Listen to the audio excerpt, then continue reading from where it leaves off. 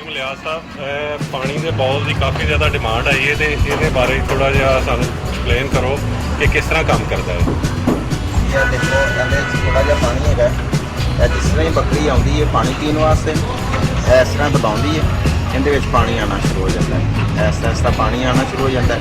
ਉਹ ਪੀ ਰਹੀ ਹੁੰਦੀ ਹੈ, ਪੀ ਕੇ ਜਿਸ ਟਾਈਮ ਫੁੱਲ ਹੋ ਜਾਂਦਾ ਪੇਟ ਹੁੰਦਾ, ਜਿੰਨਾ ਉਹਨਾਂ ਪੀਣਾ ਹੁੰਦਾ ਪੀ ਕੇ ਉਸ ਤੋਂ ਬਾਅਦ ਉਹ ਜਿਹੜਾ ਨਾ ਜਿਸ ਤਰ੍ਹਾਂ ਹੀ ਉਹ ਛੱਡਦੀ ਹੈ ਉਹ ਪਾਣੀ ਰੁਕ ਇਹਦਾ ਮਤਲਬ ਕਿ ਫਰੈਸ਼ ਪਾਣੀ ਹਰ ਵਕਤ ਮੌਜੂਦ ਰਹੇਗਾ।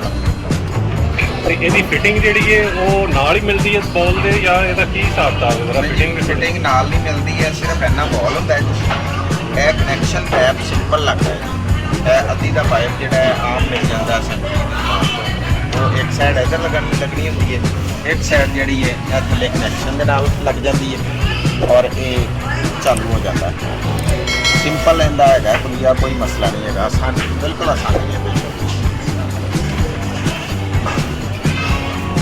ਲਿਆਜ਼ ਸਾਹਿਬ ਇਹ ਦੱਸੋ ਕਿ ਇਹਦੀ ਕਿੰਨੀ ਲਾਈਫ ਹੈ? ਇਹ ਜੀ ਸਾਡੇ ਕੋਲ ਤਾਂ ਤਕਰੀਬਨ 1 ਸਾਲ ਹੋ ਗਿਆ ਲੱਗਾ ਹੋਇਆ ਹੈ। ਇਹ ਜ਼ਿਆਦਾ ਤੋਂ ਜ਼ਿਆਦਾ ਦੰਦ ਮਾਰ ਕੇ ਥੋੜਾ ਖਰਾਬ ਕਰਦੇ ਨੇ, ਬਾਕੀ ਆਲਾ ਕੁਆਲਿਟੀ ਦਾ ਬਣਿਆ ਹੋਇਆ। 1 ਸਾਲ ਦੇ ਵਿੱਚ ਇਹਨੂੰ ਕੋਈ ਮਸਲਾ ਨਹੀਂ ਬਣਿਆ। ਤੇ ਜ਼ਿਆਦਾ ਤੋਂ ਜ਼ਿਆਦਾ ਇਹਦੇ ਅੰਦਰ ਜਿਹੜਾ ਗੰਦ ਆ ਜਾਂਦਾ ਹੈ ਟੈਂਕੀ ਦੇ ਵਿੱਚ ਅਗਰ ਹੋਵੇ ਉਹਦੀ ਸਫਾਈ ਕਰਨੀ ਪੈਂਦੀ ਹੈ।